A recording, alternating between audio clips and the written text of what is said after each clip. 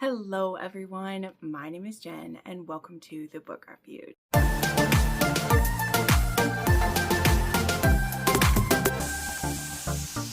Alrighty, hello my friends and welcome to another nice laid back weekly wrap up. I'm not feeling like getting dolled up this week. There's been quite a few Saturdays in a row of a lot of having to hustle in the morning. And today I just want to chill and talk about the things that I read this week, which was really fun. I had a couple of rereads. I had one really particularly anticipated read. I had a fan fiction.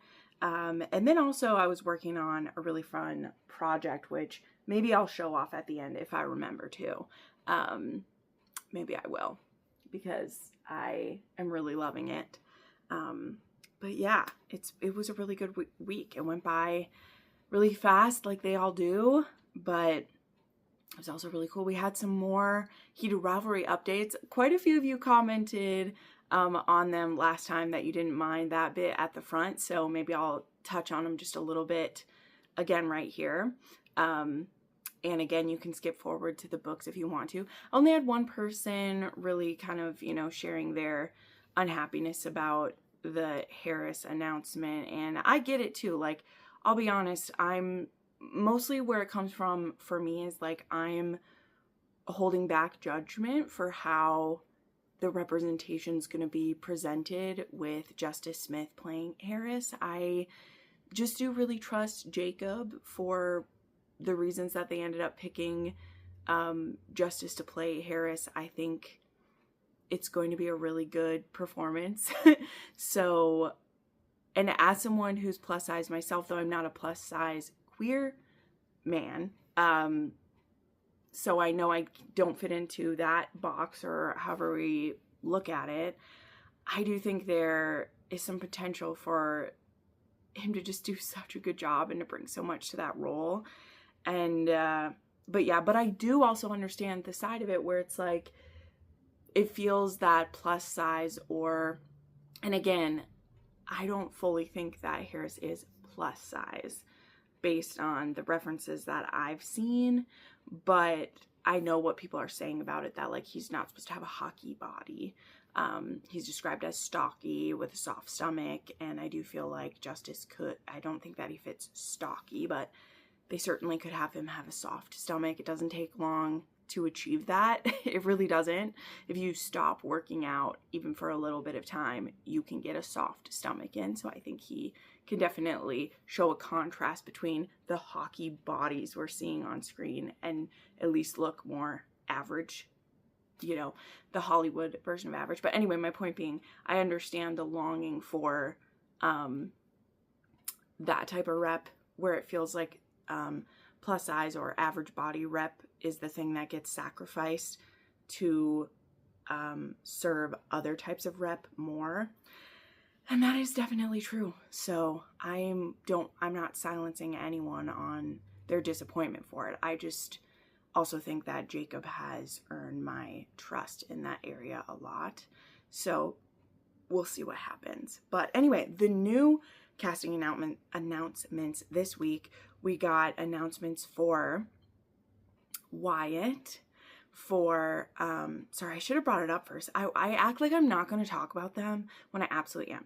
We got Vanessa, Tyrek, I think that's how we say it. I'm so sorry. I should know this because I listened to that book. But we got Vanessa, Tyrek, Wyatt, Lucas, and Farah were the people that got announced. Now, I don't know any of their actors, but I do remember that for sure the person playing Tyrek, they actually had an interaction with Robbie, and I think it was maybe already known that they were going to be in season 2, so I guess there was some fun like behind the scenes stuff happening there that we weren't aware of until now, so people are going back and showing that.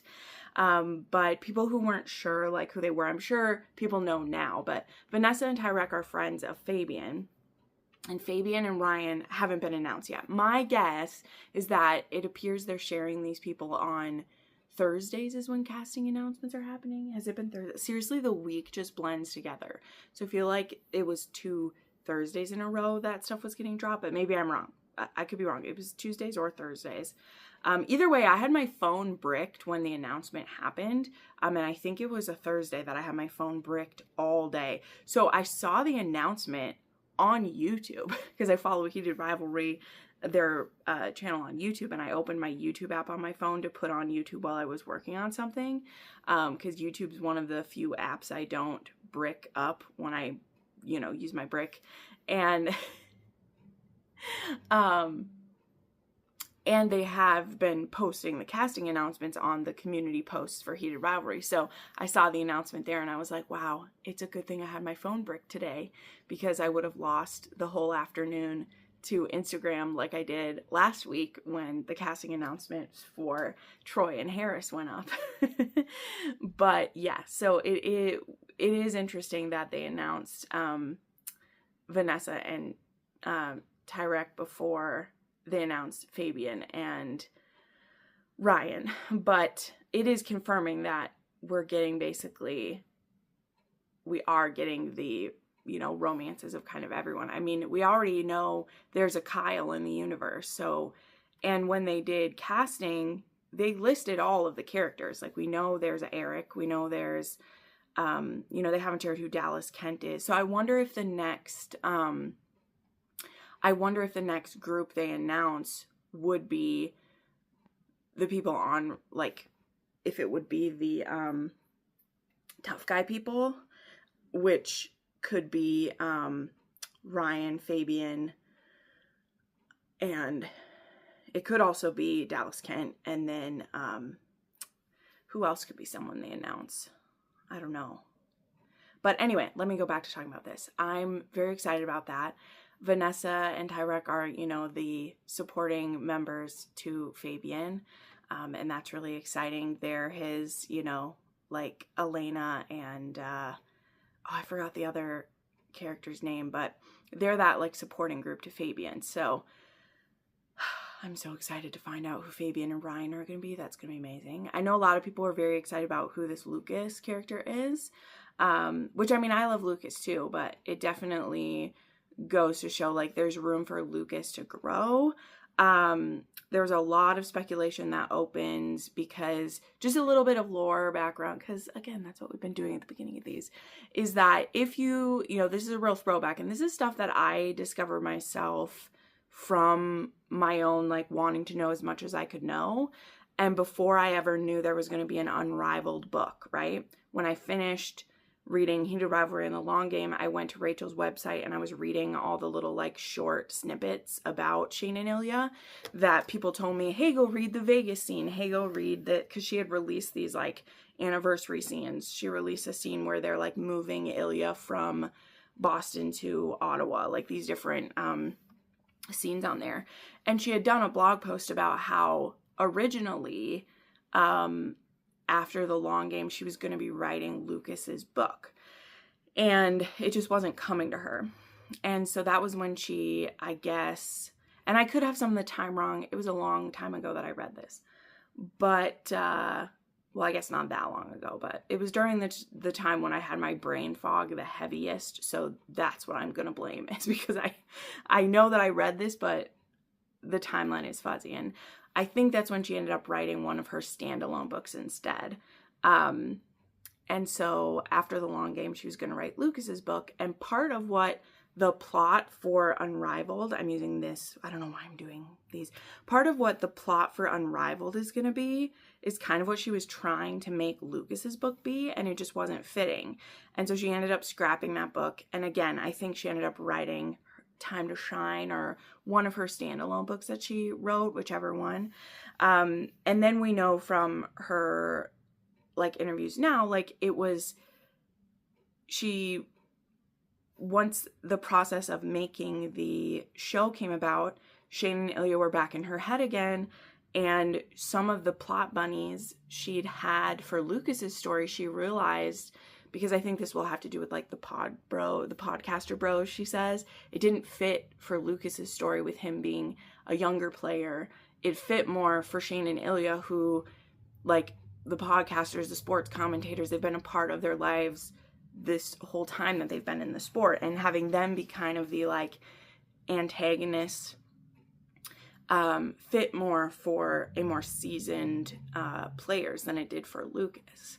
And so she took some of that plot, and that's what will be in Unrivaled, I assume. But now that we know that like Lucas is going to be in the show, which he could just be going to be in there because he's someone who's on the show and he's an important person to like Ilya, and like he's kind of, you know, Ilya becomes kind of like a mentor to him, and like that's cool. But there is also the thought that, has Rachel shared that, you know, she does intend to continue, and like she maybe won't end with Unrivaled. Maybe she will write a book for Lucas. This is all speculation, but just because she said she wasn't writing Lucas's book as book 7, it doesn't mean she wouldn't write it eventually. She's never said she would never write it. It's just that at the time, writing Lucas's book after the long game wasn't what fit. But now, you know, it kind of makes sense too, because it's like she's being asked to talk about Shane and Ilya all the time, and where she ended the long game, like their story wasn't done.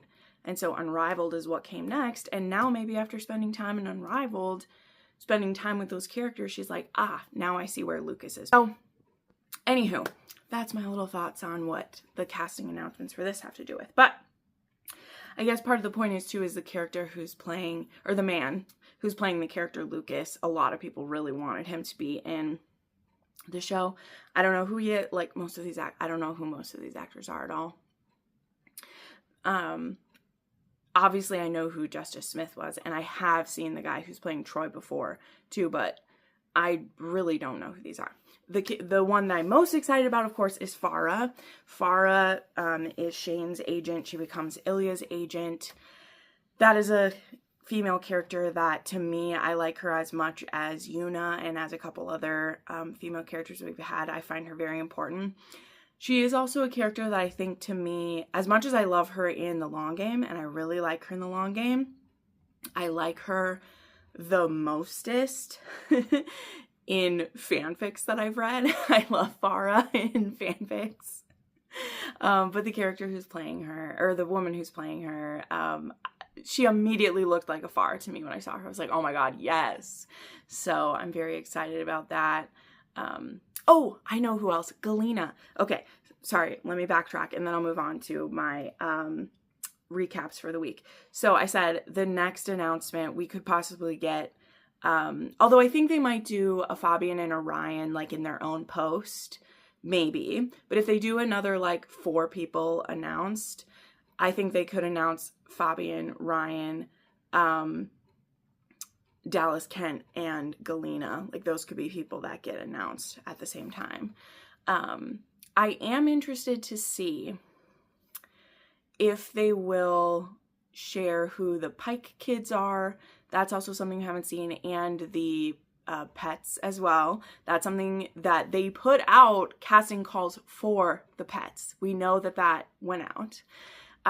So I do wonder if they will show, that could be a really cheeky one that they share that people will like if they announce the children and the dogs in one, because we will need Chiron or Chiron, however we say it, Chiron and Anya, and then also the Pike children, if they will share them in a post too. So those are the like 2 groupings of other casting announcements I think we could see in the coming, like if they continue to do these announcements on like Thursdays, that we could see. So anyway, but I don't have any complaints or thoughts really about these. I'm just really excited. I love seeing the characters being in there. There was a few teases from side characters this week. There was a story post from Cal Potter, who plays Hayden of his in his blue pants and skates. There was also a tease from Kaden Connors, who plays Sasha, of him being back at the like club where they shot the club scene. He says, do you guys recognize this? And he posted that. Who knows if that's an old photo, but also he didn't shoot a scene there. So, I mean, doesn't say he couldn't have been at that set, so that could be an old picture and he could be fucking with us. But earlier in the week, he'd said this bitch is headed back to Toronto because there's a set he needs to be at, and then he posted a picture of that. So people are saying maybe it could be flashback scenes. That kind of is what I'm thinking it could be. Like, I think that with Ilya going to be in therapy, that there could be flashback scenes for him. That's why I think Kaden, or aka Sasha, could show up. People were like, why is he there? But people freaking out about shit, whatever. I absolutely think there can be flashbacks of Ilya and Sasha that happen. I don't think there's a reason for Sasha to be in present timeline stuff. I don't think so.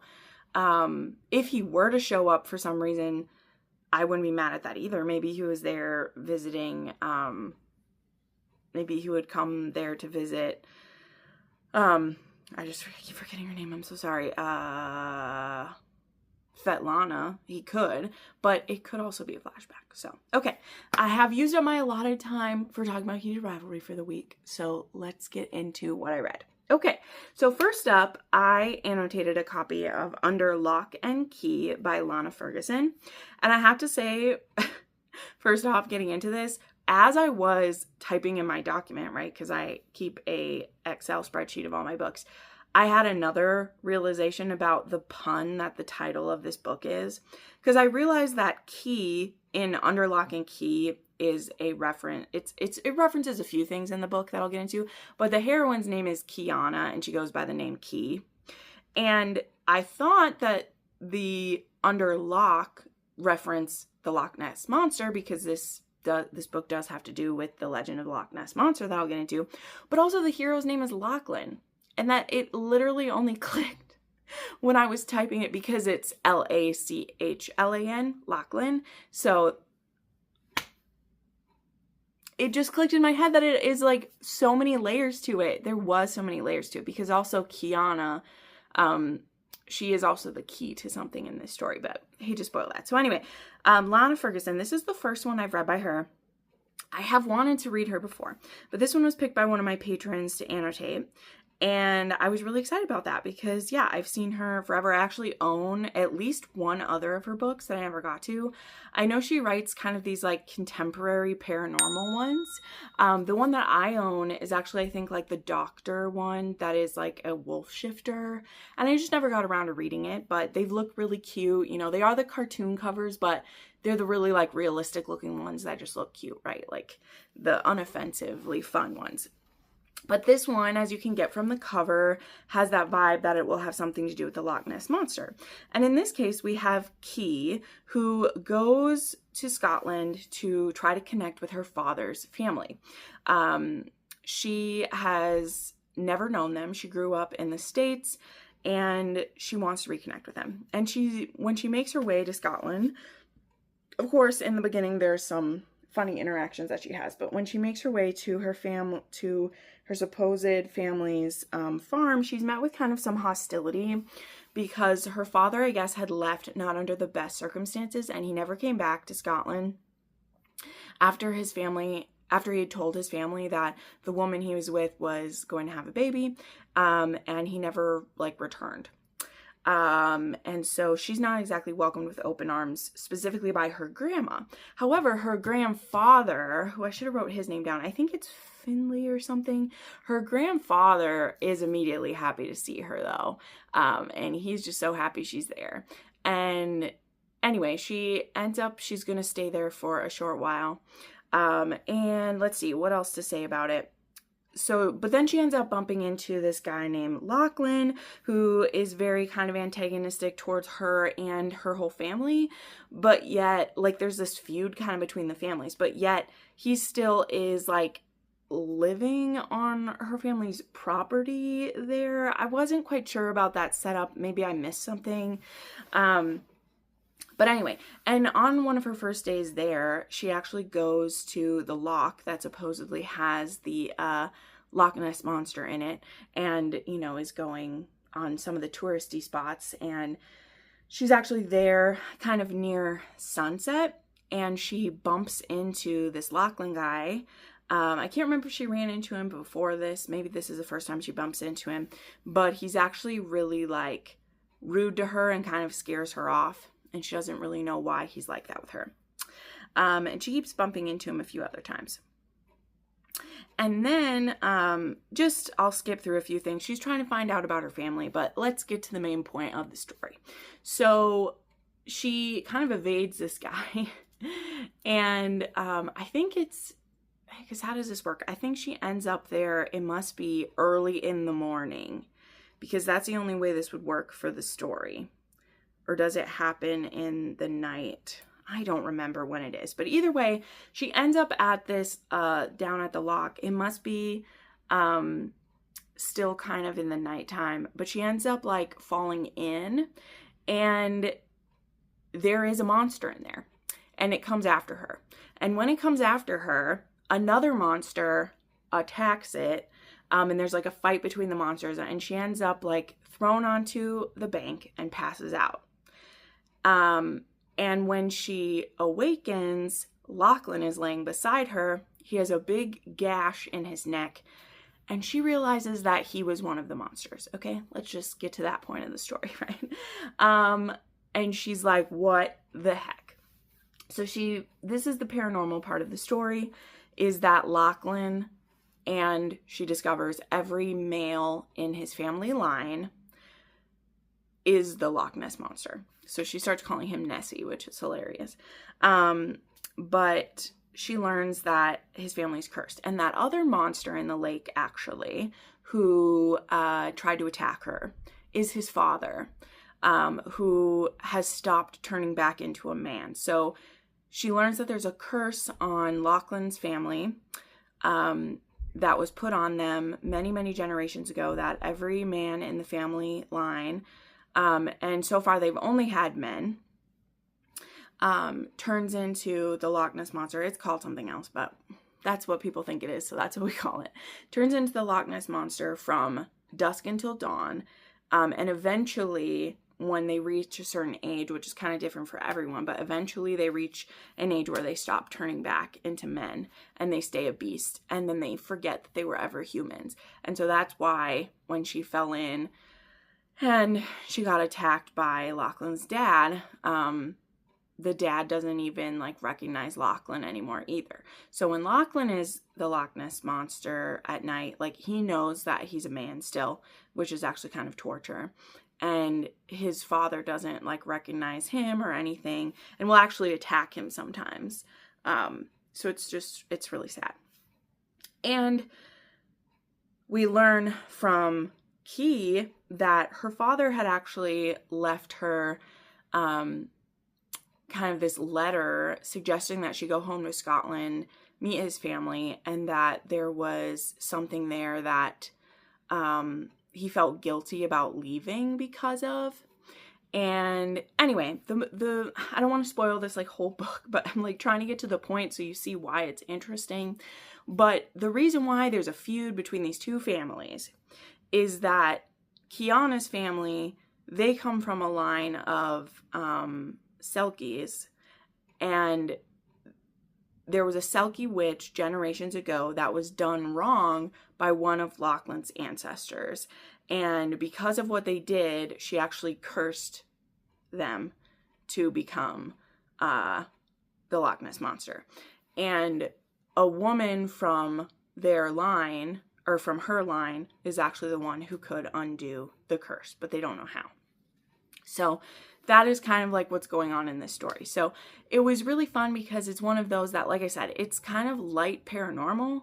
You know, like, really the only paranormal part of it is the curse and that they turn into these monsters. The rest of it feels like a pretty normal story. But what you also have to suss out is, like, how do we break this curse? How much of it is, like, obviously we know it's real because he turns into a monster, but what other parts of magic are real? How would you go about breaking a curse? Like, how do we keep this a secret? Like, this is why he can't travel far away from the lock at all, because he will turn into a monster wherever he is. So that's why he had, like, chased her away from it that one time. And he also knows that her family is involved. Like, that's why there's kind of this, like, feud between their families. Who else knows about it? So there's all these parts to it.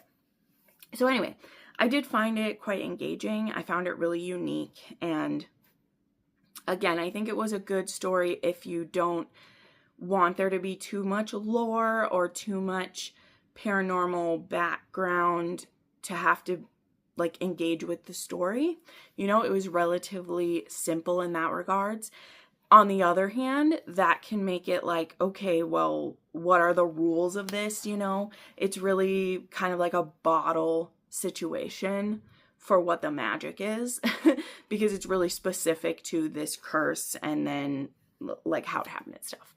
But overall, I really liked it. I absolutely will read more from Lana Ferguson. And from what I can tell, and correct me if I'm wrong, because this is the first one I've read, but it seems that most of her stories are, like, individually paranormal. Like, they're not all connected in this long saga you have to read. She just gets an idea for a paranormal story, tells that one, and then, like, does another. And I kind of like the idea of that, of, like, standalone paranormal stories, because I feel like there aren't always a ton of those. So, yeah, I like this. I gave it 4 stars. And it was a 3 on the spice scale. And including, actually, like, it was a bit of a slow burn to when some spice happened. Because, you know, Lachlan, during the night times, he's a monster.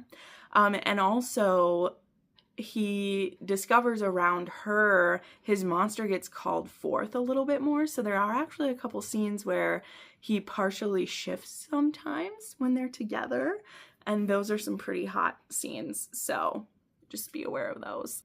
Next up was a very anticipated read of mine, and that is Devil by Sierra Simone. So yeah, this is one that I've been waiting on a long time. This is the 4th book in the Priest series. It is Ryan Bell, who is the youngest Bell, and he's the youngest by quite a bit. I think it says he's like 13 years younger than his siblings. I think so. And I think that's because he was younger than the sister who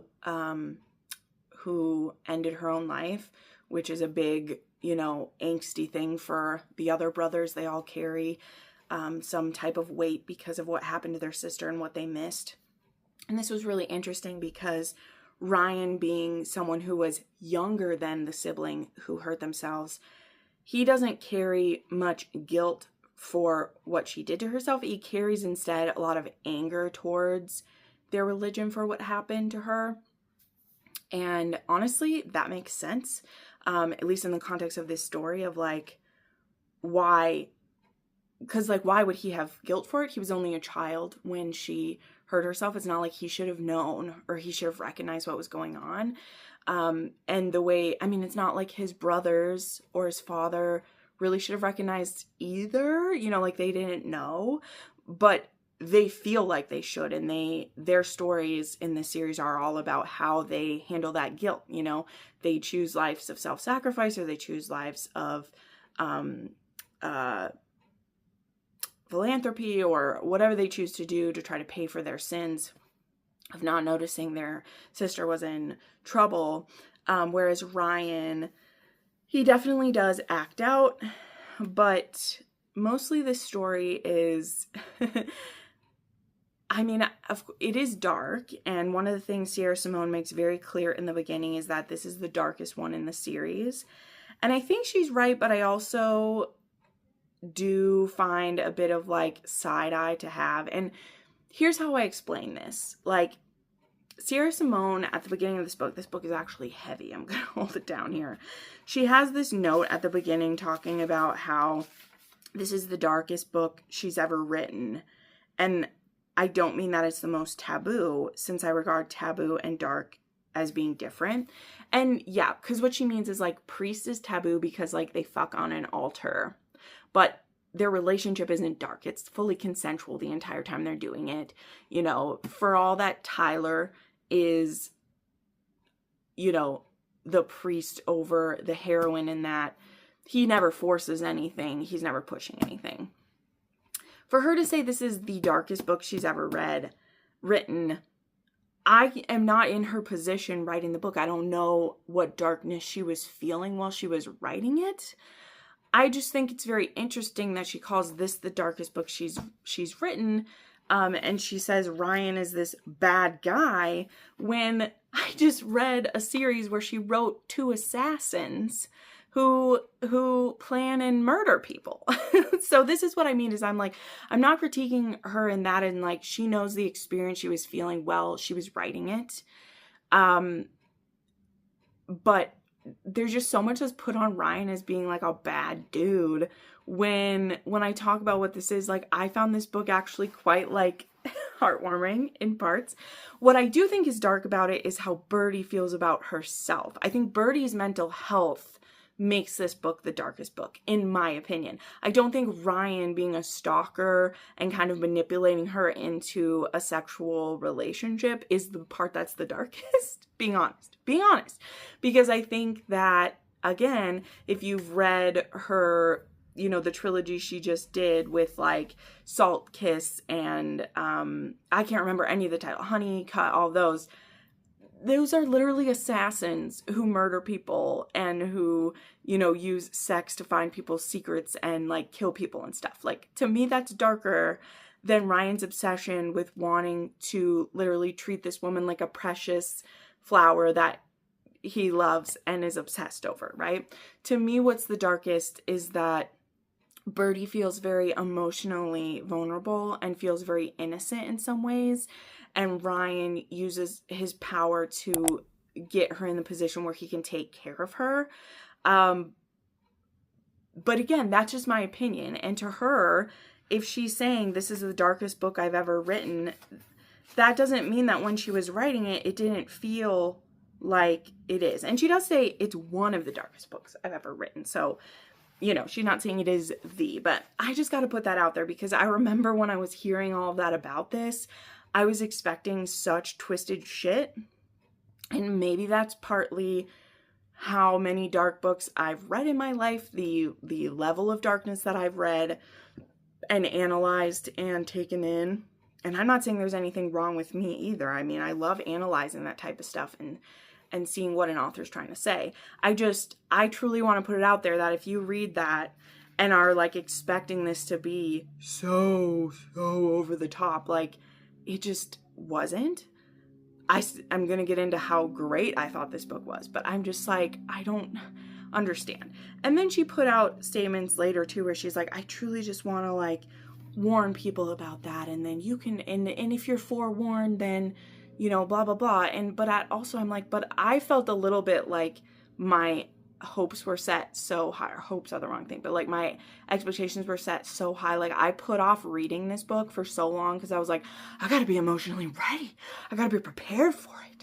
And then after I read 2 Wrongs like 2 weeks ago, I was like, I can probably handle whatever this is. And maybe that's true. Maybe I'm warped by those things. But anyway, let me get all that out of the way and say like, I think it's a bit more run-of-the-mill than what you might see from stuff. But again, it's all relative.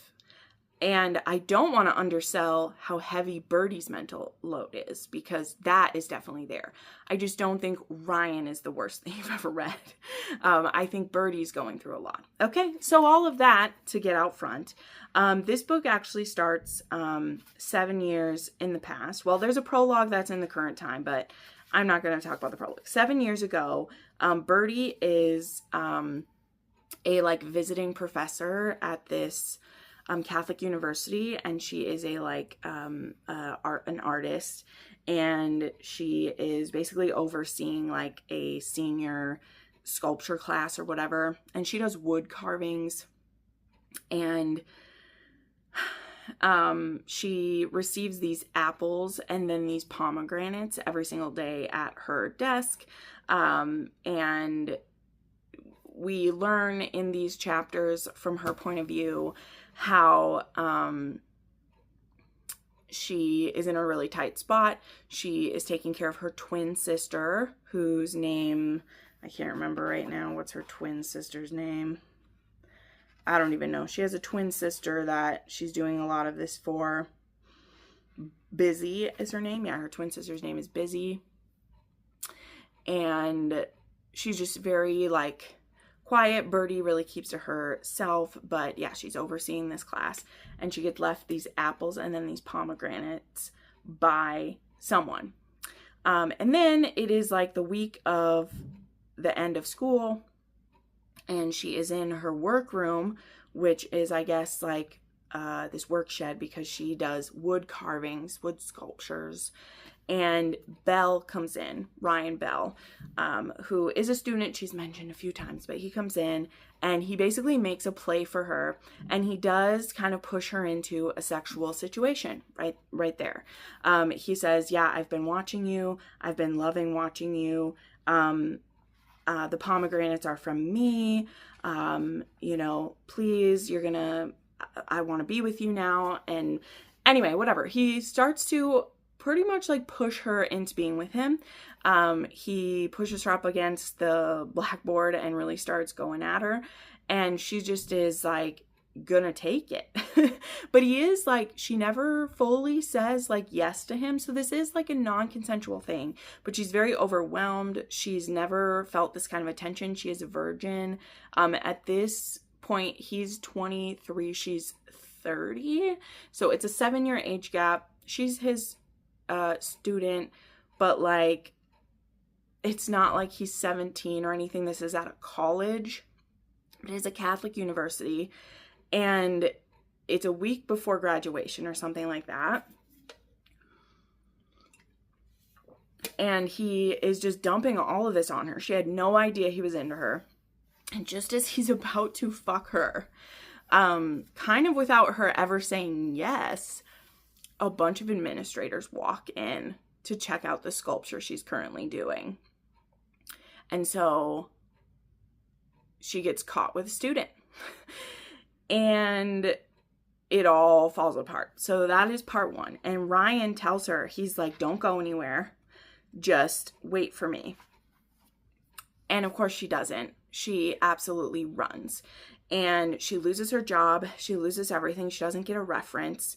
And by the time Ryan tries to come back and like smooth everything over for her, she's already moved out, moved far away, taken everything she can. And he has no way to find her. And so now we go back to where like the prologue of the book was, and Ryan actually had seen a sculpture show up, and this sculpture is actually of him as an angel devil, as like Lucifer, as a beautiful angel, but with like horns in it. And she had made a sculpture of him that she like donated to this place. And he's like, that's Birdie's work. And you find out, so now he's almost 30. She's 37. She's working all these menial jobs just to try to keep afloat. Her sister is like a drug addict trying to get clean. She's working these jobs for trying to take care of her sister. But now Ryan has found her. And what he orchestrates, because he has wanted her all of this time. He's been trying to hunt her down, find where she went, but like she didn't leave a paper trail. Also, Birdie isn't her real name. So he's been trying to like look her up and all these things, and he's been looking for the wrong name. But now he's found her because of this sculpture. He was able to trace where she is. And he approaches her with an offer she can't refuse. He offers her care for her sister. He offers to like handle a few other things, but perpetual care for her sister if she will give him 1 year of free use in his home. He will let her continue her work. He will create a studio for her if she will be his free use sex object for that time. So this becomes a like sexual setup. Now, I was not expecting that's where this was going. But here's the thing. Oh, my arm's getting tired again. Ryan Bell is doing all this because he knows that Birdie will never accept just being swept off her feet and all of her bills taken care of and being taught sexual pleasure and all of these things if he just offered it to her. Not only because he is the one who like ruined her life, but also because she would never just accept anything good. Like he knows that about her. So he makes it sound like it's a contract she has to fulfill. She's doing it for her sister. Any pleasure she gets out of it is just like, you know, a byproduct of it and all of these things. But it's amazing. And so really his plan the whole time is to keep her forever, but she thinks there's a countdown to it. And yeah, it really is a like sex deal book is what this breaks down to. But what she will find out as she spends time with him is that he planned this the whole time to keep her forever. He just knew that she wouldn't accept it as like he's been waiting for her all this time. So yeah, I loved this book. But again, the parts that are hard, I don't have the time or the want to really go into how heavy a place her brain is. Self-harm is a big part of this too. There are some things she's done to not directly hurt herself, but neglecting her health in ways that literally could lead to her death. There's a few specific examples in here that Sierra Simone marks them as like, look out for these, where if like Ryan hadn't noticed a thing, or if she didn't get called out for a thing, she could have died for things that she's just ignoring about her health. So she has kind of like passive self-harm in a few ways. So that was really heavy. And you're in her head for those, where she'll think things like, well, I'm not actively choosing to hurt myself, so like God can't be mad about that. Like a lot of it's rooted in religion, right? Because that's what Sierra Simone writes too. So yeah, I love this. I gave it 5 stars. It didn't reach a 6-star for me though, just because, I don't know, I feel like I didn't get as much of Ryan as I wanted to get. Like, again, I thought he was actually incredibly soft and squishy to me. As a lot of men that Sierra writes, I can't fully get rid of the little bit of bad taste I have from that beginning where she's like, he is a bad person. And, it's the darkest thing I've ever written. And like I said, she can feel that way. Absolutely. I just don't buy it because I've read Sierra Simone's entire catalog, and I can name you 5 different men who are worse than Ryan Bell easily in character and in action.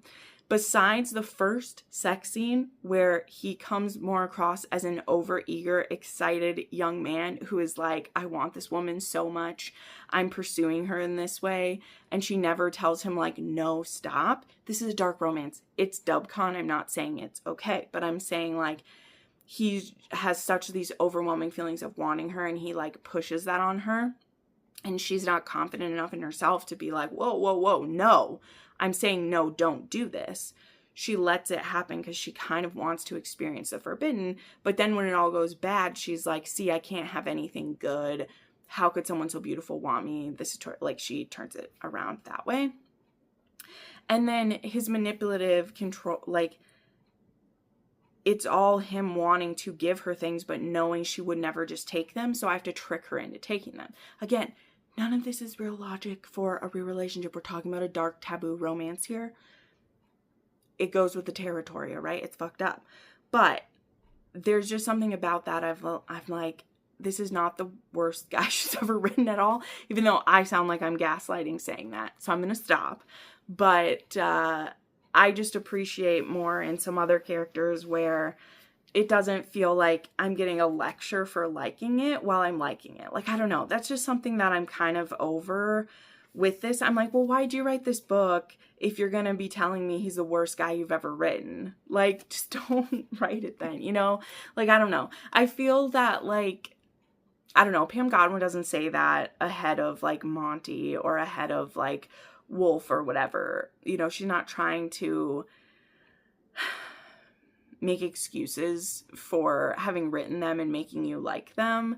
And like Ryan Bell, in my opinion, is a very like his moral center is off, but everything he does is for like Birdie's good.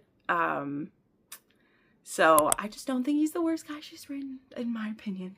She's written much worse men who get their HEA too. So the Bell brothers are, I like them all. So anyway, talked about them. I had a reread of Posie Run. And I won't talk about this one too much because we're 45 minutes in. And also, I just talked about this a bunch in a video I did for, I'll link it up here, which is Mafia Books with Great Plots. This book actually inspired me to make that video, so I'll save that for you to watch there.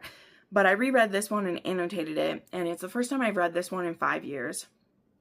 And this was the one where he kicks her out because someone sends him an edited video.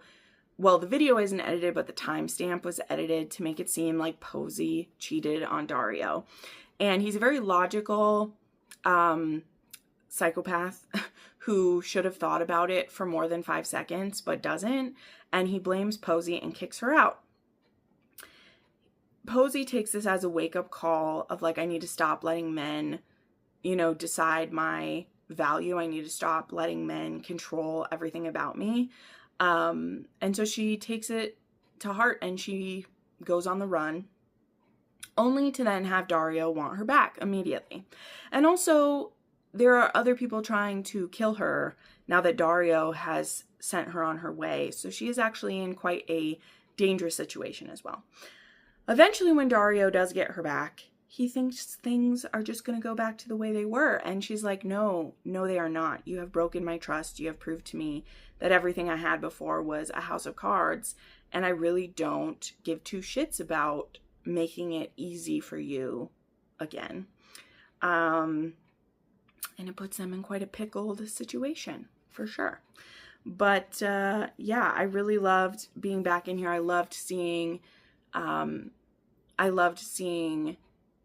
Posie like fight for what she deserves.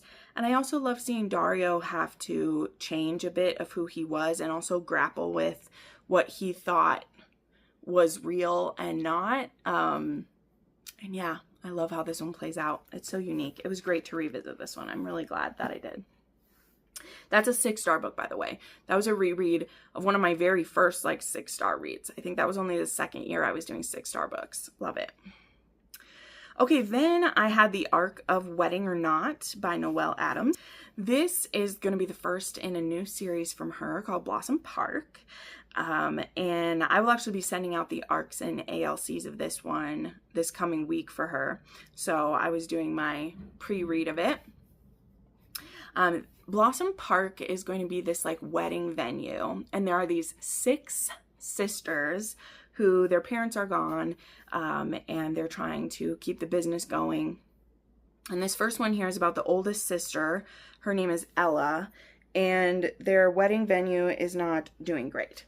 And then there happens to be a video of Wes and Ella when they go to a meeting. So Wes, his father, I think, is the groundskeeper for the place or whatever. I can't quite remember what Wes's dad did, but Wes is the accountant for the family. And so she actually grew up with him. They're only a year apart. And they actually have kind of been rivals with each other, which really on Wes's side involves a lot of secret pining over her and her thinking that he doesn't really think very much of her, which is not the case at all. And anyway, a video of them waiting outside for a meeting goes viral of them bickering with one another, and it ends up boosting their bookings at Blossom Park. And so this leads to kind of this staged fake relationship that leads to a fake wedding proposal, which leads to them staging a fake wedding to get more business for the park. So yeah, it's kind of a fake engagement to a marriage of convenience to kind of help the business. And their plan is to, of course, just stay married long enough to get those bookings happening and get people coming in.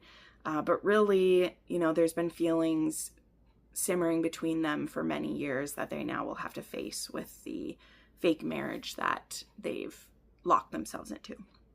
So this was really cute, really fun. And yeah, I don't share my ratings for books that I read for her. But, oh, a couple other rep. There was some great caretaking when someone gets hurt. Also, the hero suffers with migraines now and then, so there was some migraine rep in there. And yeah, I'm excited for this whole series. I liked all the sisters that were being set up, so I'm really looking forward to those. Okay, then I had another reread that I annotated, which was Tempt by Melanie Harlow. This is one that I've been meaning to reread for a long time as well. I think I first read it in 2021 or 2022. When was this? Might have been 2022. Did they not put a main page on here? Oh my gosh. Here we go.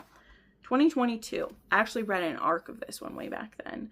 This was one of the first books that I got on her like ARC team for, I think. No, it was before then. It was before then. I've been on it since like 2020. But this was one of the first ex-boyfriend's dads that I read. I'd only read one or two before then. And this one is about Millie and Zach. And they actually meet at a hotel bar when Millie goes down to the bar to have a drink. And this one sleazy dude hits on her. Zach kind of rescues her. And then they end up having a hookup. And then only to like a month later, Zach has found out that he has a secret son. And this son is actually getting married. And this son was actually Millie's ex-boyfriend, and she was actually now the wedding planner for his wedding because the wedding was taking place at Cloverleaf Farms, where her family works. So when Zach shows up to be at this wedding, he sees Millie again. And then this begins kind of a long-distance relationship for the two of them, where they meet up in different cities and actually become each other's like best friends and confidants. And they really have to decide how they're going to bring this up to, you know, his son, and if their connection is real, if they can make it work. There's a 17-year age difference between them. So can they make it work? And yeah, it's such a good story. It was really fun to revisit it. And yeah, also the heroine is like plus size in here, and she's actually starting a like plus size like bridal shop, which I think is really cute in here. And Zach is just so supportive. And I remembered too, what I loved is that this is one of my favorite like long distance relationships that I've ever read too. Melanie Harlow's actually done a couple of those. I feel like it's not something we read about much, because usually if they're going to be long distance, we're just like, oh, it's never going to work out, when really a lot of people have to spend time apart at some point in their relationships.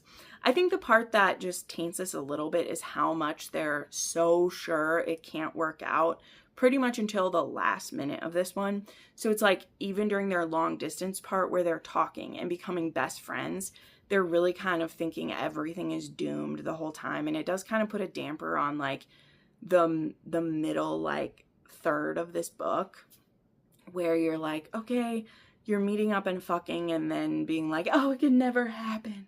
And I'm like, you guys are best friends. You don't think you could make that work as best friends?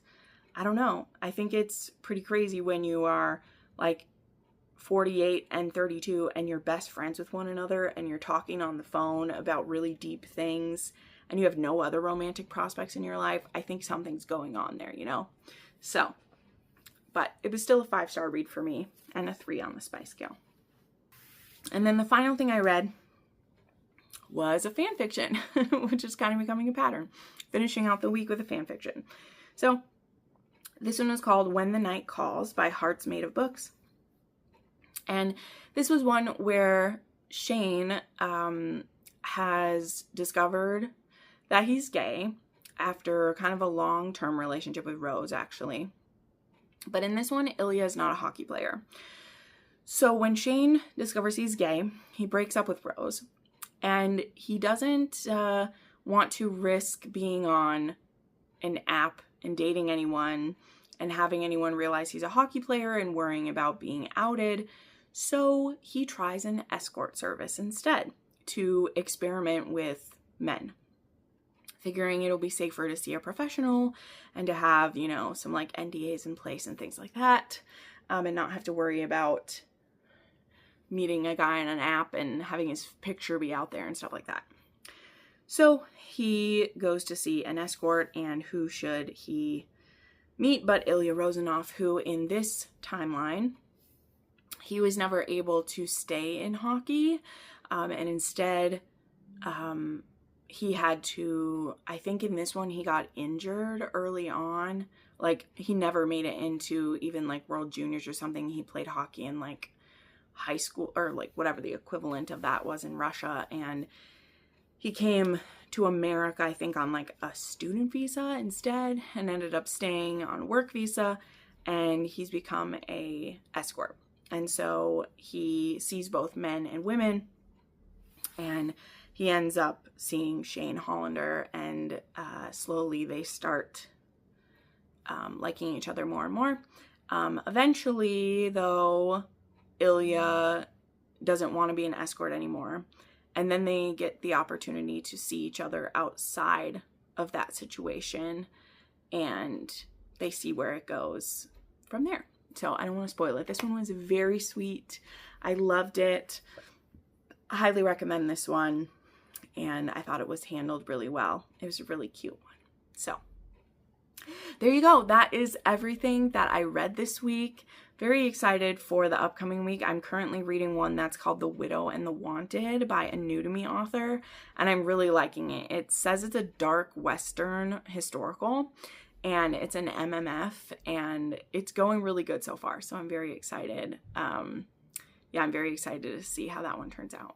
So anyway, thank you guys so much for watching. Make sure you like this video, hype this video if you can.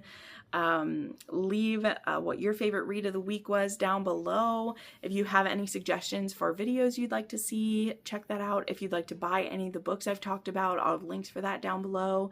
If you'd like to support me via my Patreon or channel memberships, I'll have links for those down below. And we will see you in the next video.